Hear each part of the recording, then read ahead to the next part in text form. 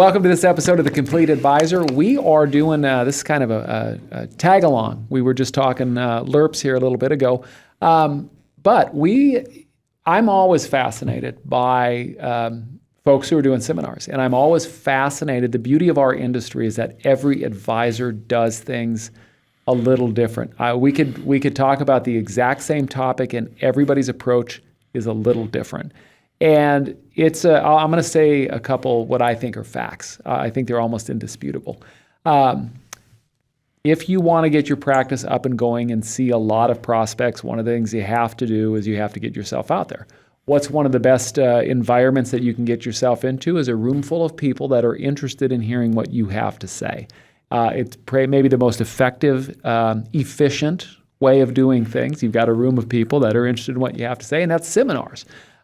Whether you do it as a workshop, then we get into the differences of how you do it. There's workshops, there's lunch and learns, there's dinner seminars, there's we can do the classes at a university. There's all these different ways of doing it. And so we are joined today by Adam Gulin. Adam, you're out of San Antonio, Austin. Well, Texas. I live in Austin, and then I have two offices in one to the north, one to the south. Okay, Temple and San Antonio. All right, so we've got a Texan here. You have been doing exactly what I'm talking about. You have been doing seminars. What have you done? Dinner or I did dinner seminars for over 10 years.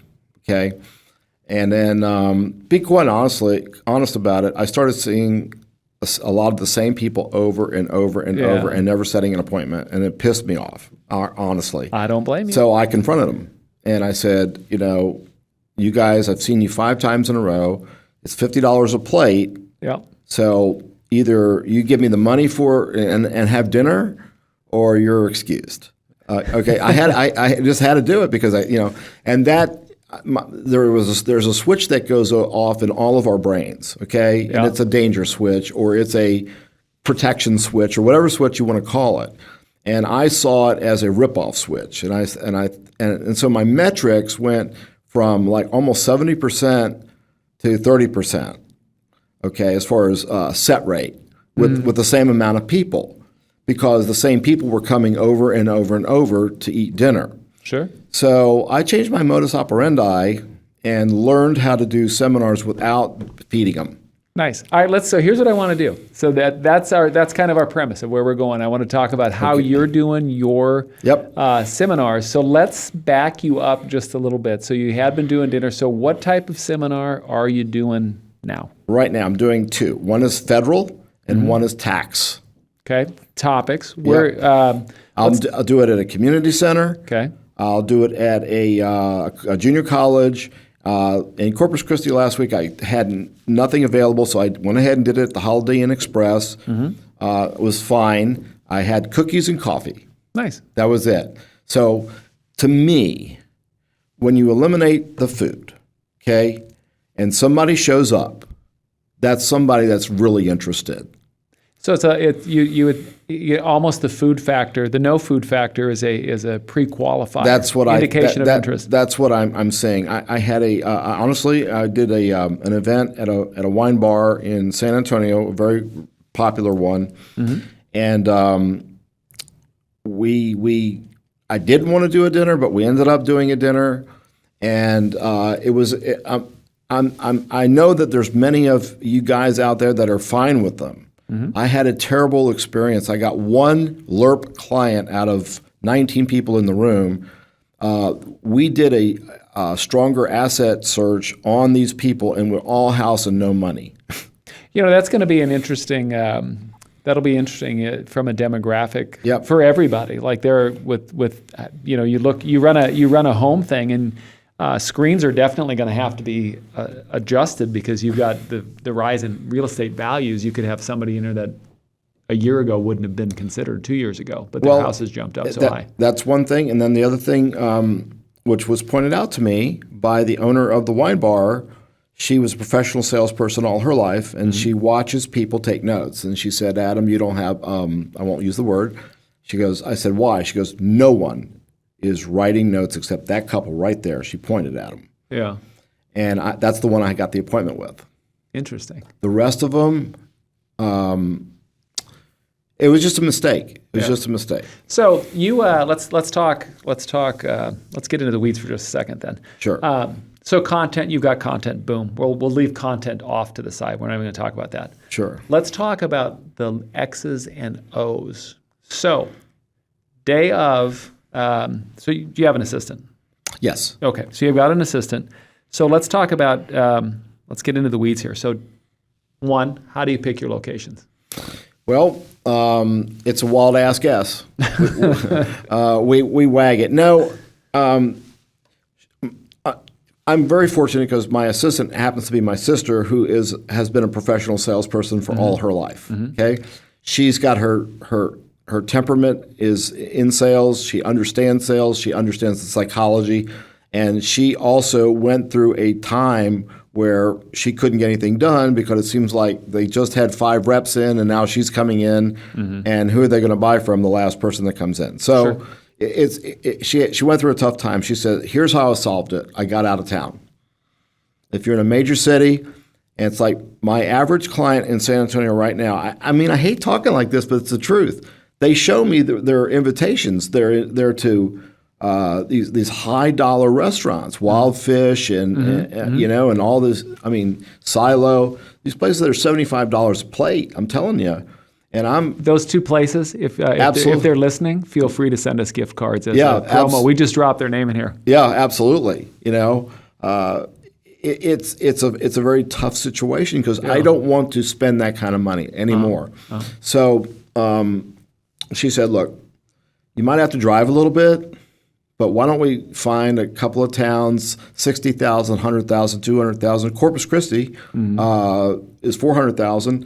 It looks like it might be a sweet spot here. You know, I have to drive a little bit, but definitely going to be worth it. And I'm going to be doing a bunch of webinars at the same time. I'm going to be doing all Central Texas. Sure. You know, I can be doing a live one here and doing a webinar over here in these 3 different cities.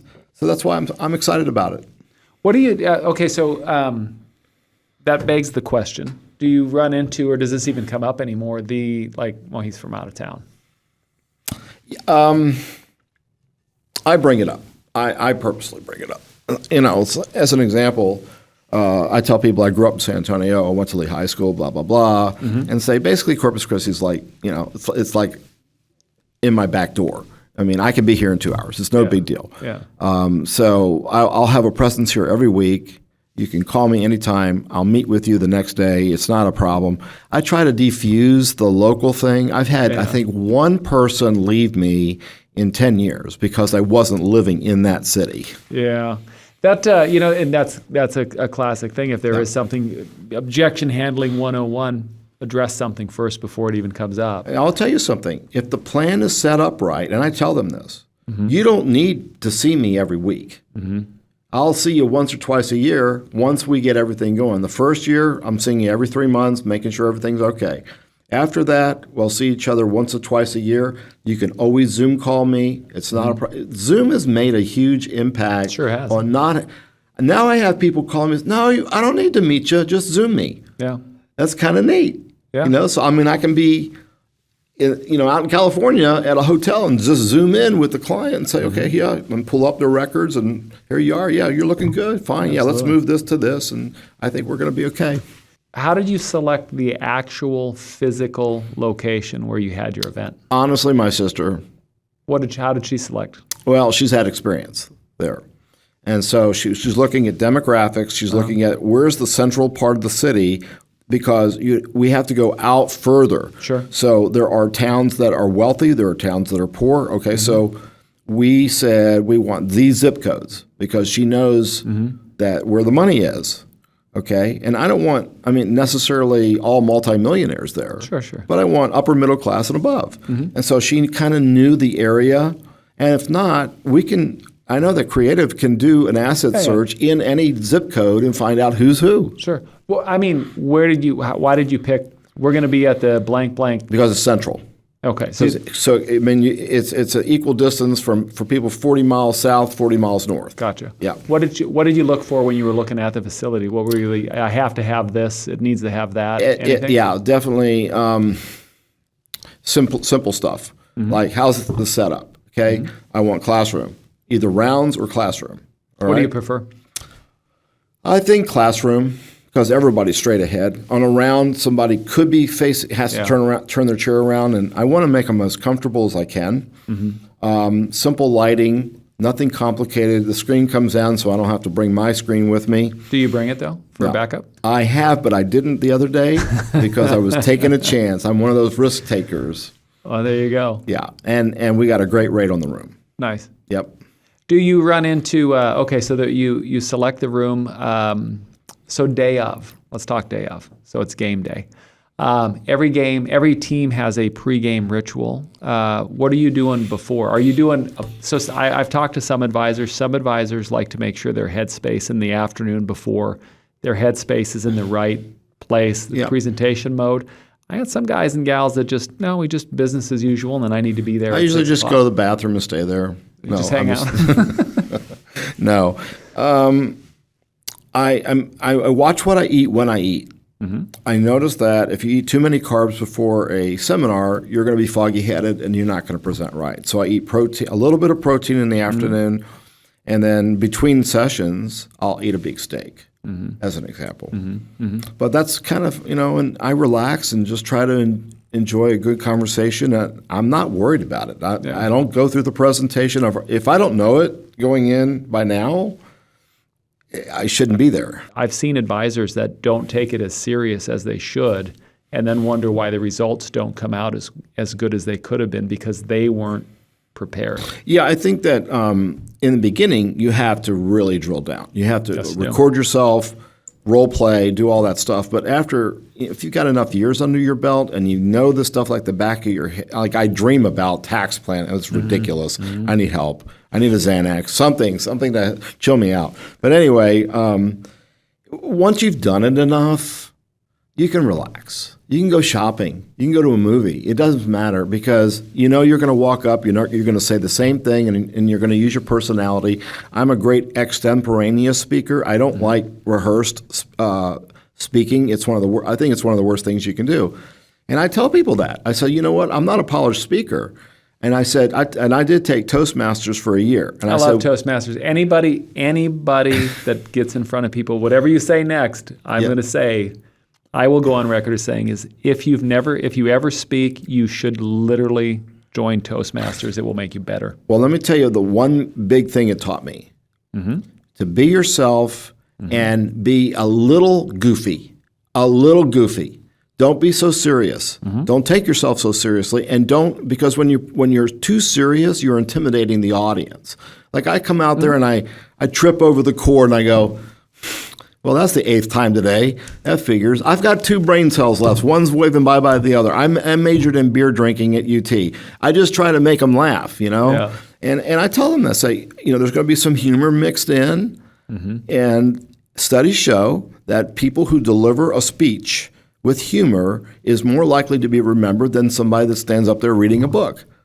And they all laugh and they get it. And people come. I can't get rid of people when I'm done with the seminar. They enjoyed themselves so much. They have so much to talk to me. They want to show me the pictures of their grandkids. And I'm like, like the Progressive commercials. Yep. You don't need to show them your pictures. I love to go back to Toastmasters. If you ever see somebody who has been through Toastmasters, you'll pick up, if you've done it, you'll pick that up. You can tell because of the way the careful choice of words and the pattern, ums and when the breath inflections, the whole thing. But I find it so refreshing, Dennis, that telling people that I'm goofy. So I'm gonna look. I know I can see a few of you are real serious types. You're just real super serious. You're not gonna like me.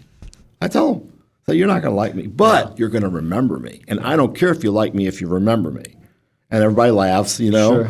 And I go, for the rest of you, we're going to have one big party. There you go. I think the key takeaway, because I do know some people that are not funny, that are amazing advisors. Sure. The biggest thing, I think, be yourself. Let your personality, if you're not funny, don't try to be something that you're not. Just be you. Okay, so you've got the room set up though. Yeah. Okay, so you're going to do that. How do you set? Is your sister? Is she? You got a registration desk? Yep. What's going on? I have an angled registration desk. Okay. They have to stop at it. Okay. They're going to get a refreshment. They sign in. They take a note sheet, and then I don't hand out the eval until I'm ready to speak, because I don't want them prejudicing the whole thing. Sure. Because it's got all the topics on there. Okay, like what do you want to talk about? What do you need help with? So I hand that out right when I start speaking. Like this past.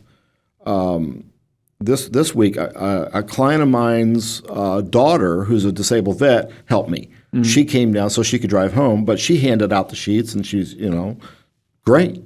Nice. My girlfriend's flying down this week to help me in Corpus Christi. So it's all, if I had to do it by myself, I've done many by myself. I could do it, but I think it looks better if you have somebody that helps you with. Let me back you up then. So your sister is at the registration desk. Where are you? So some people, and let me saying hi to people. So some advisors, I know some people don't like to come in until it's time to go. Yeah. Because you can get bogged. Their line of thinking is that they can get bogged down. Totally. I used to be that way, but I went to what's called the happy hour. And you're going to have 20% of your population is going to come in 15 minutes early. And I go, congratulations, this is happy hour. You get me all to yourself, or what kind of questions you got? And they'll say, I want to know about my pension. I want to know how it's calculated, all this. I go, well, it's 1%. And I tell them, I say, but I'm going to go through this a lot slower here in about 15 minutes, so pay attention. And they go, thank you. So how deep into answering their questions do you get? Because, you don't want to... I tell them, that's a real deep question. It's very personal, and we've got people here that should not hear your personal information. Why don't I do that on a Zoom call with you like this next week? Nice. And it works out fine. They go, great. Okay, so you've got your table person. Yep. How early do they get there before? 30 minutes. When do you get there? Same time. Same time? Because we're usually eating together. Okay. So you're having some protein before. Absolutely. You're getting there. You're doing the happy hour. Meeting is set for 6 o'clock. 6:30. 6:30. You start exactly on time. 6:32, 6:33. I give it a couple minutes in case somebody's parking. Gotcha. And I tell people, give it a couple minutes. Okay. So we get going. They are in your preferred venue is classroom style. Lavalier. Microphone or no microphone? Usually none. If I figure if it's under 50 people and the room is small enough, they can hear me very clearly. I have a pretty booming voice. I've used a lavalier, and I find it not necessary in most cases. Like I did a 200-person seminar, I wore a lavalier, obviously, but most of the time, no. It is an interesting choice because you can if you wear it, you can talk at your natural. Like I'm naturally a soft talker. But I can ramp it up if I need to. Yes, you can. But then by the time you walk off stage, you're like, man, I'm tired. Right. But okay, so you're going on. You've got the project. Are you bringing your own projector or are you using theirs? Yes. You're bringing your own. Amazing. I mean, I think about 10 years ago, I paid $450 for my 780 megapixel projector, and my sister got this one for $55 with 2,000 megapixels, and it's beautiful. Works great. But when you're up on stage, your Lisa, your person on stage, what are they doing? I know the answer, but what are they doing while you're speaking, or what should they be doing? They should be taking notes on what they're we should be drawing. Actually, and I've been guilty of this. I should be doing it. Drawing out the room. I learned this a long time ago. And this is Arthur here, Betty here, John here, and are they taking notes or not? Because if they fill out a form and nothing's on it, and then I see they weren't taking notes, I know what I'm dealing with. Lisa will still call. She's so good on the phone. She pulled a $5 million client in a few months ago for me that I didn't think we would ever get. Yeah, but she got them. That is one thing that I have seen with really some of the top presenters is that it's almost like a wing person up there, right? Like you're presenting and you're getting your observations from the front of the room as you're speaking. And they're looking at the back. And they're taking those notes and then comparing afterwards, which brings us to the question. Okay, so she's taking notes back here. Your teammate's taking notes. She will be, yes. Yeah. and she's got, do you name tags for people or no? No. Okay. Don't need them. So they're coming in, they're sitting down, you're presenting, notes, observations are from the front of the room, back of the room. Yep. We get to the end. Now, I do know questions from the audience. Yep. Do you push them to the end or do you take them during the presentation? Yes. Which one? Both, a little bit. But let me add a caveat. Okay. When I hand out the eval sheet, they're going to turn that in. So when does that go out? They go out right when I start speaking. Okay. Okay. So I say, turn over if you have questions as I'm going along and I hit on something that you really need to know something about, I want you to turn your sheet over and write it on the back there because as I've already explained this, I do this up front. Say every single person in the room is going to get a fiduciary consultation. So you're all going to get a call, you're all going to get an email, and you're all going to get a chance to ask me questions. But write those questions on the back of your sheet so I have an idea ahead of time. So instead of taking 3 hours to answer your questions, I could take an hour. Yeah. And they laugh. So, but it works well. I already set the expectation of getting the call. I don't have anybody that says, don't call me. Because I tell them, you're all going to get a fiduciary call, and we're only going to talk about these benefits. We're not going to talk about the shoes you bought yesterday and all that. We're going to talk about, how are you allocated? Why are you allocated that way? What's the problem? What are you worried about? How's your gene pool? How's your life expectancy? Do you have kids, grandkids? What are you trying to accomplish? Trying to build a relationship with them on that first call. But I set it up in the very beginning of the seminar. Nice. And I close it with the same thing. So now I want you to take out a pen. Y'all know what that looks like, right? And I tease them. I go, write your name, Dawn. It's like, okay, so now fill it out. I'm not going to bite. You're not going to get a solicitation call. You're not going to get a sales call. You're going to get a fiduciary consultation. The only way we can do that is if we have accurate information. So write it down. And once in a while, I have to turn these into the federal government. You never know. They might audit me, which is true. I've heard it happening. They want to see the sheets. Okay, so hand goes up, middle of your presentation. Yep. Do you take so? I will. I'll about say make it quick. I'll just say make it quick. What's your question? And it's usually something I've already covered. And I say, if you remember a minute ago, I did cover that, but let me recover it again. Apparently, I missed you on that. And I'll answer if it's in a 30-second answer. I'll answer it.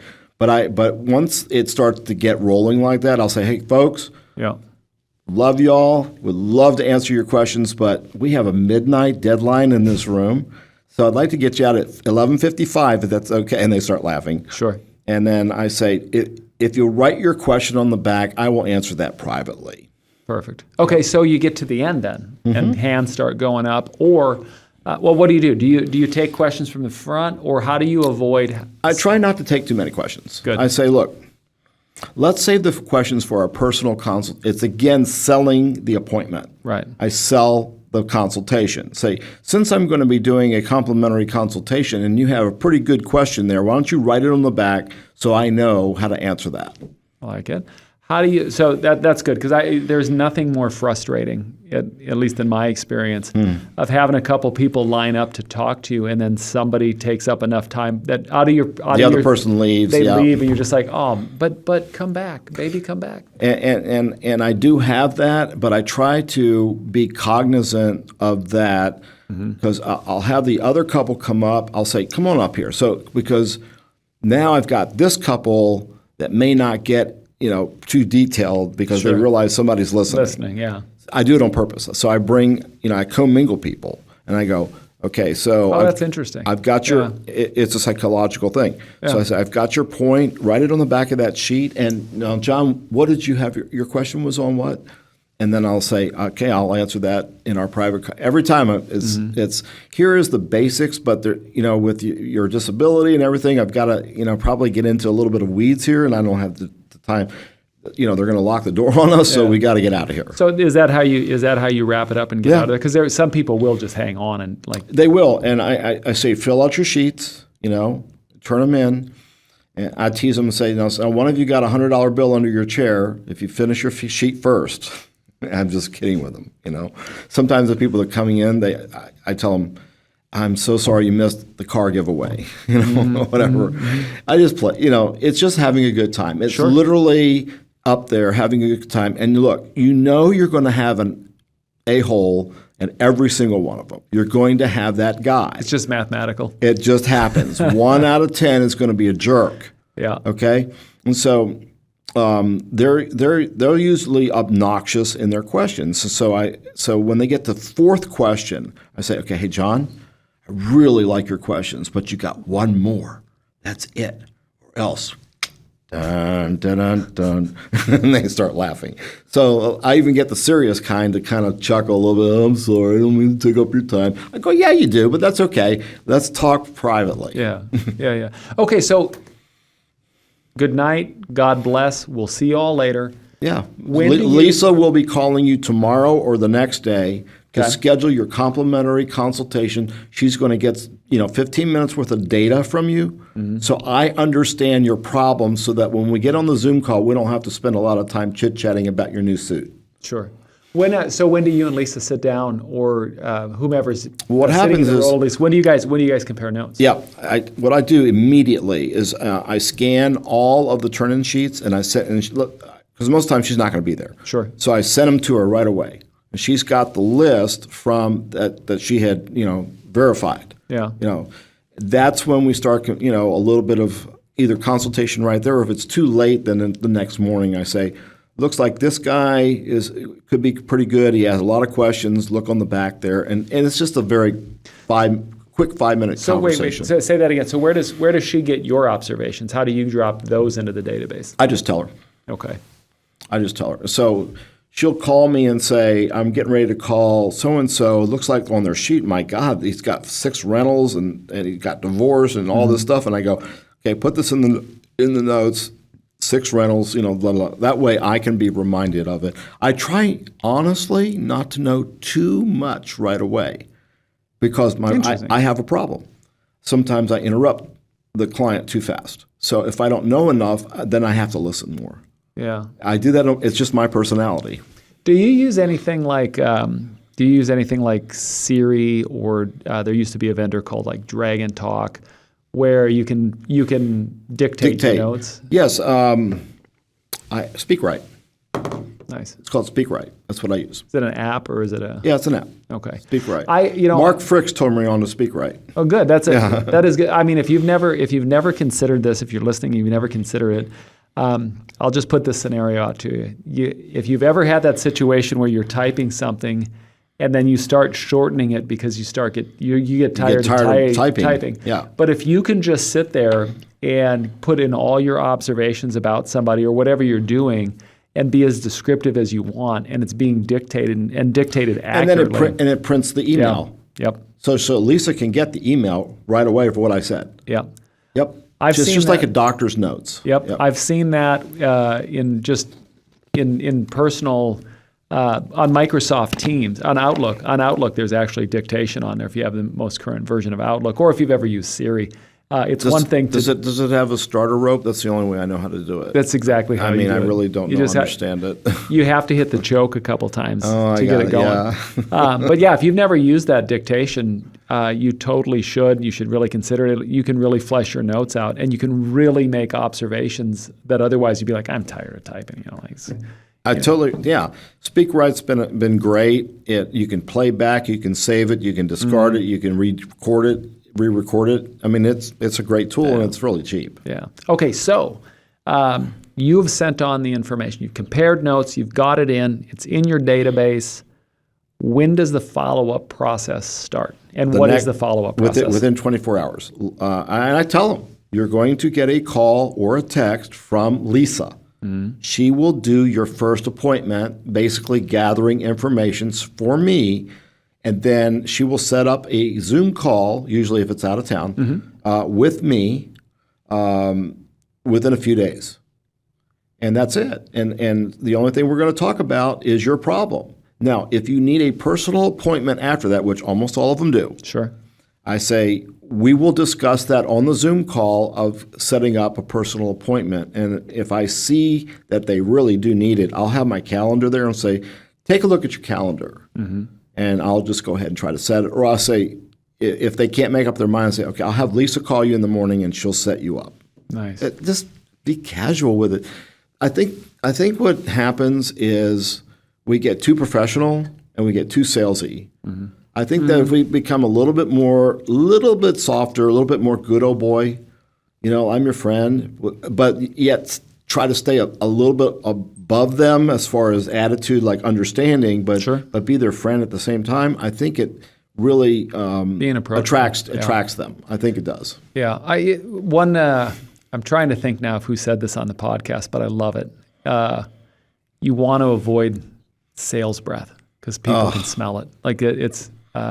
It really is, and I fight myself so much. I really do, because I've had a lot of sales training. I've won these national crazy awards for sales and all this, and I'm like almost embarrassed to talk about it. I took all those plaques down off my wall because what does it tell the client? What do they care that I'm this great salesperson? That means I'm going to get in their pocket. Yeah. So I just have some professional designations. I'll be a notch on this guy's belt. That's it, and I tell people, so look, I'm not the sharpest crayon in the box, but I'm on the second row. That's what I tell them. Next to periwinkle. Absolutely, yeah. Nice. It's fuchsia. What? So for those folks, what is the drip, or let's go old school? What does your tickle file look like? Yeah. I made that big transition the last 5 years with another FMO, and you guys do the same thing. So we'll start them automatically on whatever drip campaign that we can get them on. Then Lisa will put notes in there to give them a call. Like if they're wishy-washy, then she'll say, I'm going to call you in about 4 weeks. And then she'll have the notes in there to call them, or they'll say, call me in 6 months. She'll say, okay. And so in the meantime, you're going to be getting some information from us, and then I will call you on that day, and she'll have that in the calendar and make it happen. Nice. The key, I think, is to have a good follow-up person. Mm-hmm. If it's not yourself, and if you're a one-man shop, I don't know how you do it, but having her there, I pay her good enough to want to do it, which is part of the key. That's right. Okay, so we're going to grab a time machine. And you're going to talk to yourself back in the day. Give us, everyone that's listening, as you look back of how your approach to seminars has evolved, how you do things, how you handle things. What would be maybe a piece of advice you'd give to the young version of yourself 20, 30 years ago? Totally off the cuff here. Wow, that's actually hard. Because I don't know whether non-dinners would work or not. Yeah. Because everybody did dinners. But if I had a choice to not do them, I would probably end up not doing them because after a couple of years you get burned out. And you're writing these huge checks to the restaurant. But when you make $800,000, $1 million, it's not that big of a deal. Yeah. And so I was doing that. But some things can stick in your craw. You know what I mean? Like it can be effective, but man, it bugs me because those people came twice. I made a lot of money off it, but man, those guys right there. I think I went to a screening process after that, ran Excel spreadsheets, and it would pop up if they were doing it again. Then we would check the file and see if they had scheduled an appointment or were in the process of it. So I started having one of my staff call people, like if this was their third dinner or fourth dinner, like, okay, we noticed that you've come to like 3 dinners before. And I'm not saying this is right or wrong, but it kind of pisses me off when they do that. Sure. Because if they have an advisor, I don't think they should be doing that. If they don't have an advisor, I can kind of almost go along with it.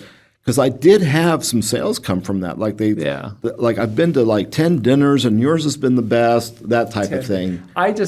One thing that just drives me crazy is when someone's already saying no before they've heard anything. Like their mind is already made up. So if you're coming to if you've got an advisor, but you're coming to my dinner seminar because you have a question, you want to see a different approach, and maybe you're open to that, to meeting with you. Right. That's one thing. But if you've already decided, like, you know what, they're serving steak, I love this place, I'm going. Well, are we switching to advisors? Hell no. Well, that's wrong. Well, I'll tell you what. My sister Lisa she could do a training class on this stuff, but she will ask them, she'll say, and so who handles your stuff right now? And they'll say, oh, it's John Smith at Raymond James. Mm-hmm. Okay, so what is your purpose? What was your purpose for coming to the seminar? Mm-hmm. Say, because obviously you have a relationship. How long have you been with them? 10 years. Okay, great. You play golf? Yeah. Uh-huh. So she finds all this stuff out very nicely. She's she's a real pro at it. Yeah. And then she'll say, so what was the reason that you came? What's the missing link that this guy at Raymond James doesn't have right now? And they usually will say something like tax. Yeah. And she'll say, oh, okay, I get it. So what more specifically can you tell me that you're looking for that the guy you have right now doesn't do? Then what she tries to do without saying it is smoke it out whether he's just going to come get the information and take it to that guy. Mm-hmm. Now, I bring that up in the seminar. And I tell them there's 3 types of people here. And the third type of person is the one that will take the information that I give them and go to their guy. The showroom. That's laziness on their part for not doing what my job. Mm-hmm. And everybody always agrees. They always, yeah, that's true. Why would you take an idea back to somebody who's handling your money that didn't bring it up in the first place? That is, when you think about because of the relationship. Those, let me tell you, Edward Jones, Raymond James, Merrill Lynch, Wells Fargo, they don't focus as much on product understanding as they do on sales process. Mm-hmm. And their sales process is dinners, lunches, golf, games, whatever. Art deals, whatever it is, which I can respect that and I understand and I think it's really good and I got trained that way. But when you're not doing a comprehensive plan for somebody, I think you're doing them a disservice. Yeah, I agree. Yeah. I agree. Interesting on people. Yeah. Okay, so let me throw another rando question at you then. Sure. What's something that you do or tried that you thought was going to be awesome and successful and didn't crash and burn? Yeah. And then maybe a flipsy doozy of something that you didn't think would be that big of a deal, but like clients and prospects love. Yeah. Well, the crash and burn thing, I wouldn't call it crash and burn, but it was a slow boat to China. And that was when I tried the one-on-ones, the one-on-one dinners. Oh, like where somebody sets up a one-on-one dinner instead of a dinner. So I'd have dinner 2 or 3 times a night. Well, in that case, you might meet with 3, 6, 9, 12 people before something gets going. Yeah. Where when you do a seminar, you've got 15, 20 in the room. Now you've got a faster chance of getting something done. So that's one thing. And it's another thing to have a dinner set up with somebody. This happened one time where the husband didn't want to go, so she called her girlfriend who came without her husband. So I had the 2 women there, and we're sitting there, and I refused to talk to them. I said, look, I'm glad to buy your dinner and get to know you about your grandkids, but I'm not going to tell you anything financial because you're going to try to explain the other half. Yeah, they're not there. It's a waste of your time. One of the ladies got adamant, kind of like pissed off at me, and my ex-partner Steve sat there. I said, you can stay and talk to them. I'm leaving, and I left. I think you got to have the balls enough to do that. Yeah. I really do because that's a complete waste of.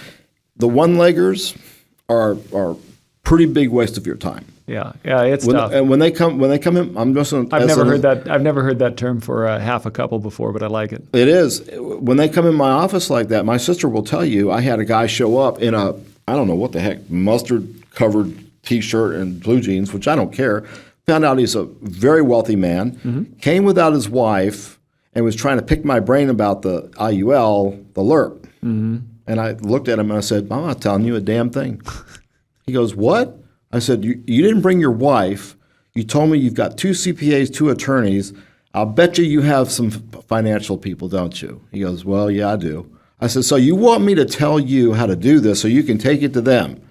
You know what? You can drive the 40 miles back to Waco and enjoy yourself because I'm not going to teach you. Adios, muchacho. That's it. You got to have the cojones to do it. He goes, well, what kind of a person are you? I said, what kind of a person are you? Touche. Yep. Touche. Okay, tell me something that you didn't think would be that big of a deal and clients or prospects love. You think anything? I know that's totally, you're walking right into that question blind, but. That's a hard one. I think. Or something that you tried that you weren't you're like, I don't know, I'll take this and see if this will work. And you're like, oh, that was kind of surprising. When I stopped doing the 40-page plans and I went back to a simple 5-page, here's your cash flow, liquidity, growth, estate plan, and tax plan, when I did that, and because I was scared to get away from the pie charts and the big, all the 40-page, where your printer jammed, I didn't know how that was going to go over, and I got more compliments on, thank God this wasn't a 40-page plan for me to, because their eyes rolled back in their head. And I've been doing that for about 10 years now. Nice. When I got away from the big financial plans, just did a custom, easy peasy, 5 pages, they got it, and they bought. What made you decide to do that? Printer go down one day, or? I've had it go down more than one day. There was one time, oh my gosh, in Wichita when I lived there, that I had a plan printing all night. It was a Boeing Wichita vice president, and it was about a 140-page plan. And I got there and it was jammed up, and he was coming in 2 hours. There's no way. And you didn't have Office Max, Office Depot at the time. You had the dot matrix printer with the IBM 286s, and so that kind of fixed me there. It was fascinating. I was where I was. We had the ability to print out these just massive plans, and then what would always happen is invariably you would end up hitting. There was about 4 pages of that big thick thing that you're like, okay, well let's just skip. This is important, and then we would talk about this, and that's where the sale was made. But for some reason, it was almost like a security blanket. But I gotta, I need all the extra all those extra boxes that I could add as I'm printing. I'm like, let's put that report in that one too. Right. Just maybe it's a security blanket to feel. Yeah. And I understand that. And I think that the non-professional, the one that is an amateur, needs the crutch. Mm-hmm. I do the opposite. I say, I'm just going to show you 5 pages, and it tells you everything you need to know. Yep. You don't need to know the time value of money on the quantum leap of this annuity. Okay? Yeah, exactly. And I say, if you need to know that, I'm the wrong guy. I'm not an engineer. Mm-hmm. Mm-hmm. But I've had very few problems like that. I think that is a key, as a key takeaway to anyone listening to this that's just getting in, is that, simplifying, again, you have to know your stuff, given, right? You do have to be able to, there are the requirements of things that we do have to provide clients. But clients don't want to know exactly how the watch is made. They need to know what time it is and how do you use a watch. That's what they need to know. Well, and like in our session today, I was politely listening, but there were some guys that were saying, well, if you get into that interest rate and the Feds change the debt ceiling, and I'm like, how can you help it anyway? I mean, why are you asking that question? Control what you can control and worry about what you can worry about. Make it I'm telling you, the simpler you make it, people have told me who are very sophisticated people, like, this is such a breath of fresh air because you didn't have to explain anything. Sure. I get everything you're saying in 2 pages. I like it. Okay, here's what we're going to wrap on. Okay. 2 pieces of advice. Again, I'm putting you on the spot. 2 pieces of advice to somebody who has never done a seminar. Yeah. Advisor. I would get with a creative team and listen to every darn thing they say. Okay, and now don't deviate. Now you're going to have to give me 3 because that one was I'll give you $1 for that one. But it takes 2 now. It's inflation. Okay. All right, $2. But from you, from your perspective, identify your market. I mean, what are you going to be good at? What is your background? Mm-hmm. Okay, is it engineering? Is it mechanics? Is it firefighting? Is it EMS? I mean, what did you do? Or are you a federal employee? Anything. And then get a niche. Find a niche and stay with it, and then diversify a little bit into something you think you'd enjoy, but stay and keep at it. You got to give a location 3 chances to know if it's a dog or not. Okay, so that's a big deal. It's find a niche and then stay with it until it shows you it won't work. I like it. Mm-hmm. Boom. Now that's a great spot to end on. You're quite welcome. That's $3 now. I appreciate that's $3. All right. For everybody else, this podcast is free. So Adam, thanks for being here. You're very welcome. Thanks for everybody's process and the way they approach and how they do seminars. There are some basic X's and O's, but it is always awesome to hear the deviation, but then also the similarities, because there are things that like you do need to do these steps, but you can be yourself here, but don't forget these. So it's awesome to have you on here. For everybody else, we're going to wrap her up. If you get a chance, love to have you subscribe. Love to see you next time. You can catch The Complete Advisor on our webpage. You can catch us on YouTube, Apple, Spotify. You know that we're on iHeartRadio. Bet you didn't know that. Pandora. I didn't know that. Amazon. We're on Google. God, who else is out there? Spotify, Apple. I could be illegal. You could be anywhere. Anywhere you want to be. Pirate Radio, the whole nine. Thanks for joining us. Thanks for joining us, and we'll see you all next time. Thank you.